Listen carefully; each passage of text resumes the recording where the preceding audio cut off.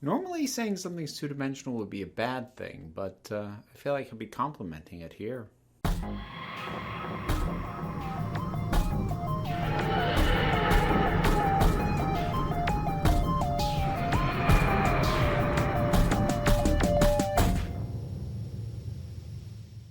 That was lame and obvious, and I'm moving on regardless. Hey, everybody! Take Two Doctor Who reviews roll on, and now it's time for Flatline. I was curious to revisit this one because it's an episode that I like. I liked at the time, and I've never disliked it. But it's also one that I would see pop up like on episodes that some people really like, or they think it's really underrated. I don't know anyone who doesn't like it, but it seems like some folks really marked it as one of the true legitimate highlights of Capaldi's era. And I never felt that way about it. And having rewatched it, I still don't. It is good. Don't get me wrong. It's quite good, in fact. And there's a lot to praise about it. And that's mostly what I'm going to be doing. But even the things that are good, nothing in it really blew me away. In the case of this particular episode, I do have to wonder if it's a little bit like, this is a weird comparison, a little bit like the movie It, or I guess It Chapter 1, because nobody liked Chapter 2. But lots of people really liked It Chapter 1, largely because they found it scary, and because I didn't like it nearly as much. I wonder if part of it is if other people were a lot more unnerved by the Boneless as a threat, as a creature, than I was. Maybe that would explain it, but that's me sort of postulating on it. Anyways, let's actually talk about the episode. I really do like the wonkiness going on with the Tardis, that its dimensionality is being messed with, and it ends up being smaller and smaller, and I love the way that gets teased by having the door to get out be smaller, even though the rest of the interior has not changed. Like, that's great. And while some of the jokes that it gets played for are a little like, it's a neat idea, well executed. And I certainly think it's an intriguing start to everything. Definitely more so than the cold open was, which was pretty generic. Like, oh, person seems to be in danger. Oh, they're dead. Yeah, the reveal of like kind of what happened to him-ish was a little unique, but the setup wasn't. I liked the use of the murals, and that no one knows who's painted them, and everyone thinks that they're memorials to all the missing people, when in fact it's the Boneless hiding in plain sight. That was a nice move. That was a good one. In general, the shifting around, like on the walls and the floor, and that sort of two-dimensional, and when things turn 2D, like I'm thinking especially like when the couch sort of, that, I think that's pretty effective. And it's nicely unnerving because it's the kind of thing like you can kind of comprehend what you're looking at, but it also doesn't really make sense, which is great. What that does mean, unfortunately, is when the Boneless take shape and sort of are moving around three-dimensionally later on, for me, they're not as effective. Now, it's still a pretty neat effect in terms of like what's going on with the bodies and the visual effect overlay that they're doing. It works, don't get me wrong. But at that point, they're just a shambling monster. Like, they move like zombies, and now they're just in 3 dimensions. Before, when they were 2-dimensional, you felt like you didn't know where they were going to come from or how. And now it's just, well, do we see them shambling down the tunnel yet? No? Well, then they're not coming yet. Whereas before, it felt much more like they could have come from anywhere. So I get the escalation, and especially with the apparent goal of them trying to become 3-dimensional, that it was eventually going to get there. I think maybe they should have held off them taking 3-dimensional form until the last possible minute. That might have worked a little bit better for me. The performances are pretty good in this one. Clara, let's take a pin in Clara. We'll come back to her. The supporting cast is good. There's Rigsy who's just nice and endearing. And there's also, he had a name, but in my mind, he's just the asshole. Which is a pretty good performance. They do a couple of interesting things with him. One, I like the idea that the psychic paper doesn't work on him because he has no imagination. The doctor's line is, it takes an incredible lack of imagination to have that not work. And I kind of like that, because we've seen psychic paper be defeated before by people who are trained to watch for it. But now it's just being defeated because the guy doesn't have enough imagination for it to work with and conjure up something for him to see. And that's kind of a cute idea. I rather like that. I mentioned, the TARDIS shrinking. I do like some of the practical upshots from that, like the doctor passing the sledgehammer through to Clara, and she's taking it out of her purse. It becomes like the Mary Poppins purse, where she takes the lamp out and just pulls out this sledgehammer. I rather like that. The bit where it becomes like Thing from the Addams Family sticks his hand out to get the TARDIS off the railway track. That was good. There's a lot of clever things done with that whole conceit of what happened to the TARDIS.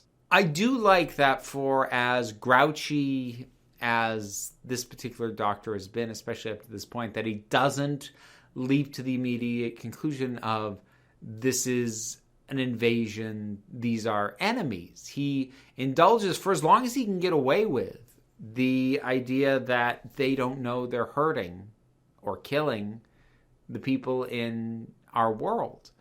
And I think he held on to that idea for just the right amount of time. He needed the doubt to be gone, but he didn't hold on to it to the point of idiocy.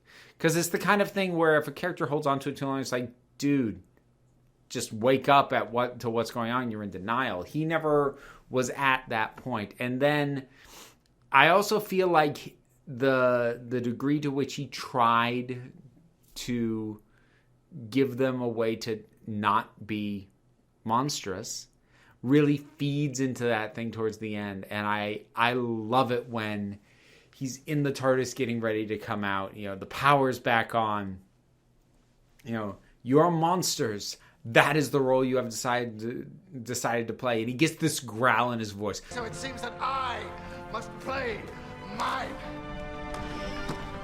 The man that stops the monsters. Oh, that's good. That moment's really, really good. So, and it felt properly built up too. That was really nice. Oh, there was one other effect thing I wanted to mention with the boneless that started out as a great effect, but then, boy, did they botch it. So, there's this shot that has Rigsy, Clara, Cole, and fodder number 3, who, they're all standing around, and I had not caught this before. I don't know if I had just forgotten or hadn't noticed, but you can see the shadowy hand come down and start to reach.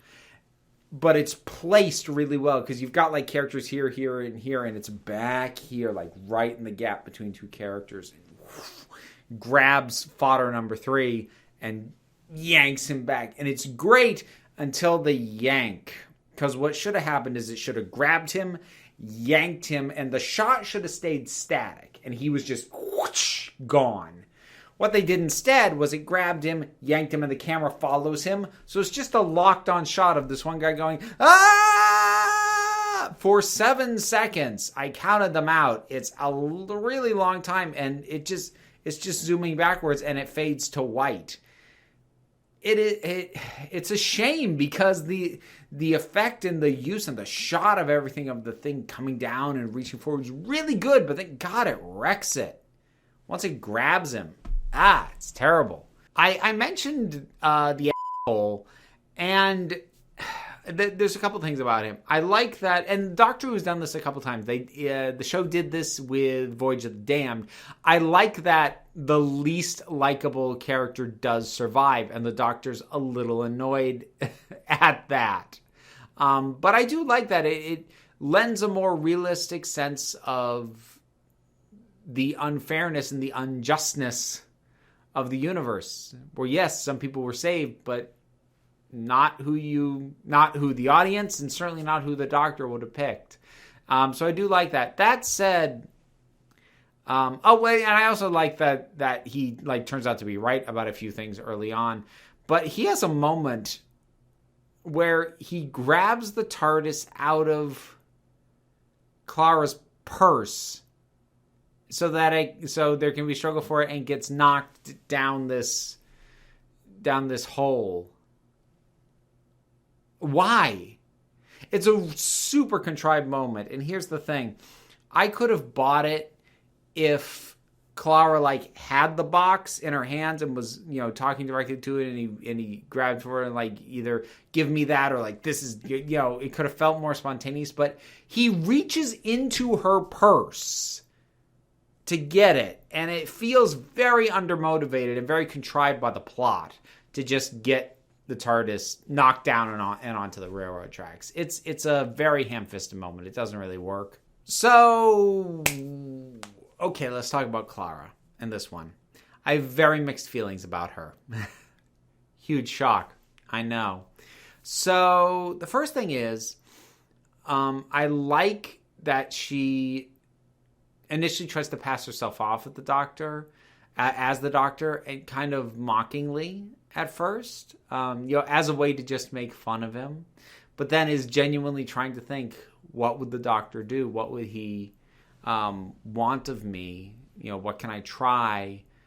Sometimes asking him and then sort of taking her own initiative, especially knowing what happens later, and the fact that, spoilers for down the line, but later on, the fact that she tries to be like the Doctor gets her killed.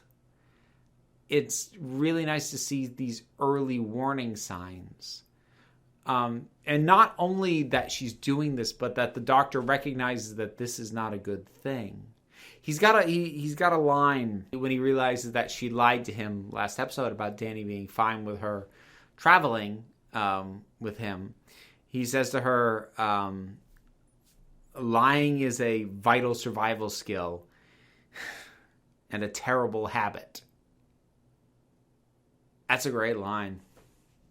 Also very true from my experience.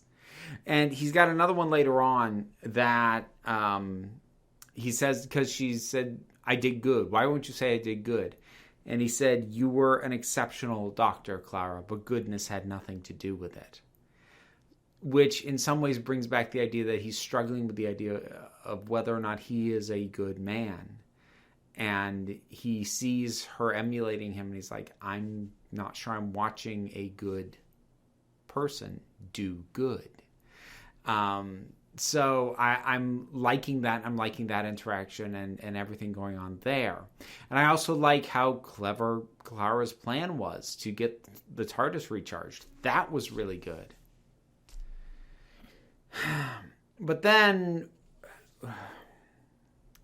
we get to her phone call with Danny, and the lying continues. She continues to dig that hole, which I talked last time about why that makes me not like her. Now, granted, it's resolved part of it because the Doctor is no longer unknowingly complicit in the fact that she is lying to Danny, but she still is. And part of that is, at this point, she's in a situation where, for what he knows about the Doctor, they don't address it in this episode, whether or not he suspects.